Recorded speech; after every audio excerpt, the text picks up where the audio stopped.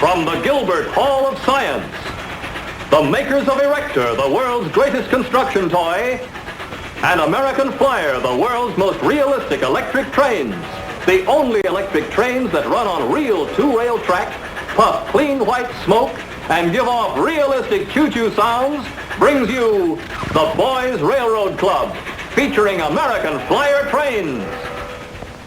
Their guest today is a real railroader, Mr. William H. Chidley from the New York Central Railroad. The doors open. The boys are just getting started. So let's go inside and see what's going on. Toby! Excuse me. Toby! Yes, Mother? Is Herky down there with you? Gosh, yes. He's always down here when we run the railroad. He's fooling around with the trains, too. All right. Send him upstairs right after the meeting. Okay, Mother. You're lucky. Excuse the intrusion, Mr. Chidley. I was just going to introduce the gang to you. This is Ben, our train dispatcher. How do you do, Mr. Chidley? Glad to meet you, Ben. Same here. And Steve, our conductor. How are you, Steve? Fine. Here's Corky, the engineer. Hi. Hello, Corky. And Herky, my brother, who says he's a fireman. An engineer, that's what I am. Well, good luck, Herky. It takes a good man to run a locomotive. My name's Toby. I'm the president of our railroad. Glad to meet you, Glad Toby. to meet you. Where'd you get that piece of three-rail track, Toby? Oh, I found this old piece of three-rail track upstairs in the attic. It belongs to a train my father had when he was 10 years old. That's old-fashioned now. We don't want anything but two-rail track on our railroad. Why, Ben? Why? Because real railroads run on two-rail track, and we want ours to be just like real. So we gotta have two-rail track. Sure, we know that. I just wanted to show it to you. Well, what would you fellas like to have me do? Tell us about your job on the New York Central, will you? Sure. I'm a master mechanic on the New York Central at Albany. I have charge of the engine houses in that territory. Engine houses, or roundhouses, as you've probably heard them called, are sort of service stations where locomotives are taken when they're through with the run. There, they're greased, the fire's cleaned, they're given oil, sand, and coal, and they're given a careful inspection before they're sent back to work. Boy, you must know all about locomotives. Well, son, I've spent a long time learning. You want to see our railroad go? I sure do. This observation platform is reserved for you, Mr. Chidley. Thank you. You can see the whole system from there. Oh, and here's your railroader's cap. Thank you. This is a real honor. Come on, fellas. Let's show them part of our general system. First, cheers.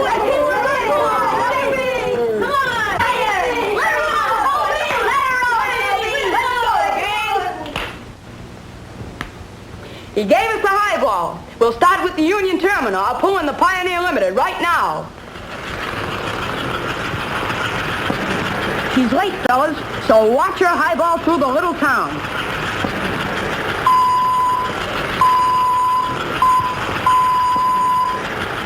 Boy, listen to that whistle. Right out of the locomotive. Just like a real locomotive. And look at that smoke puffing out of the smokestack.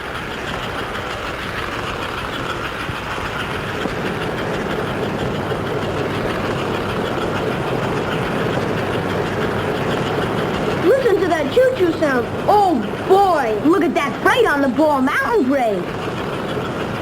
The Pioneer Limited is coming in on time. The air brakes are on, and she's heading into the station. Soaring train.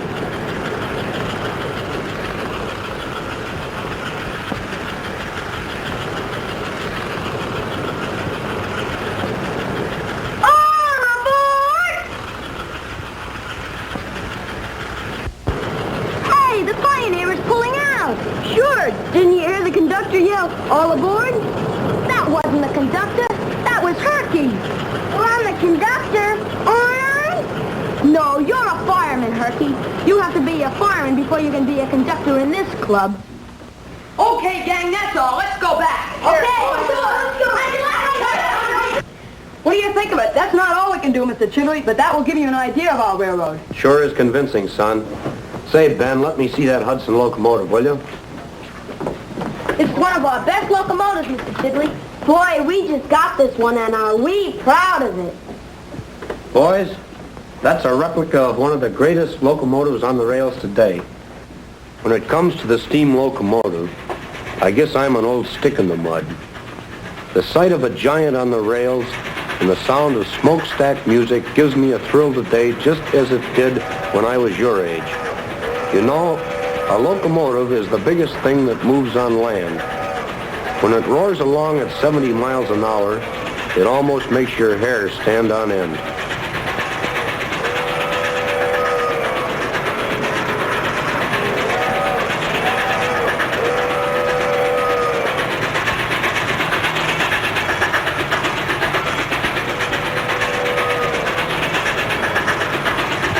Back in 1927, the New York Central built the Hudson-type steam locomotive. It turned out to be one of the most famous locomotives in the world. $200,000 apiece, and we put 300 of them to work for us. The Hudson is 300 tons of engine, and every ounce of it was designed for the hardest kind of work. Boys, that Hudson never has been beaten for efficiency. This is the Hudson's twin sister, all right. Boiler, cab, driving rods, everything right down to the rivets. Do you boys know what makes a steam locomotive work? We don't know a whole lot. Will you tell us? The work starts right in here, in this cylinder. The upper part here is the valve chest, and the lower part the cylinder, with a piston inside. Now imagine you could look inside a simple model of this cylinder. The power stroke begins when the valve allows steam to flow into the cylinder. The steam swells up and pushes the piston to the other end of the cylinder. By that time, the valve is moved again, allowing steam to rush into the cylinder and push the piston back. The pushing and pulling of the pistons is linked to the driving wheels by rods, so the force of the steam is applied to all the wheels at once.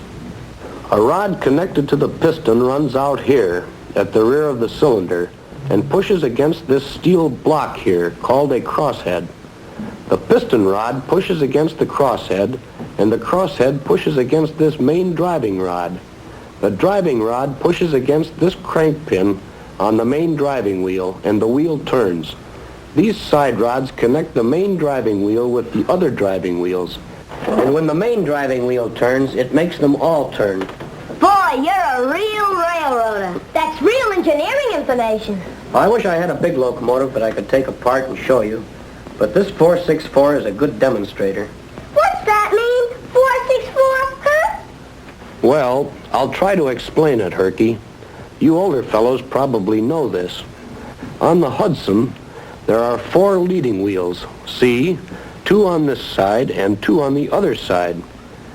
Then there are 3 driving wheels on this side and 3 on the other side.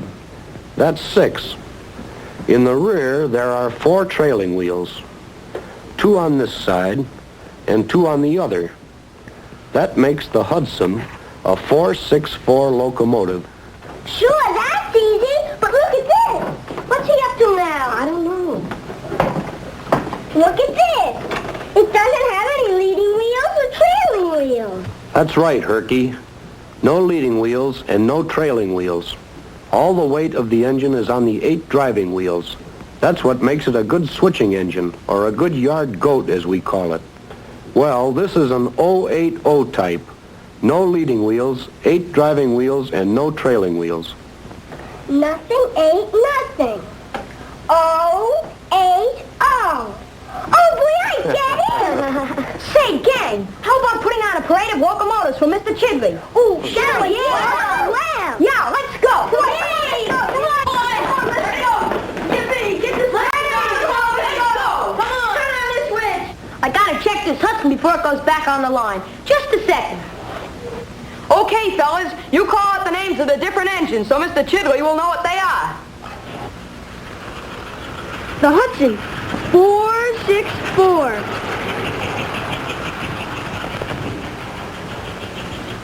The K5, 462.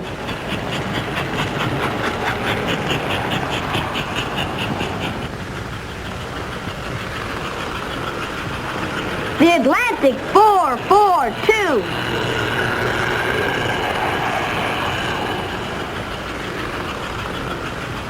The Pacific, 462.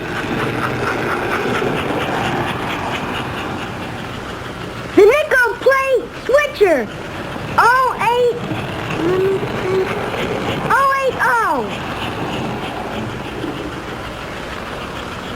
The Royal Blue, 462. Union Pacific Dixie, 484.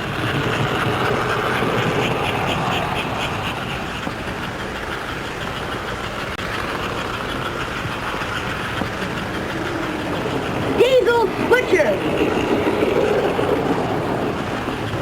Santa Fe Diesel. How do you like it, Mr. Chibley? That's wonderful, boys.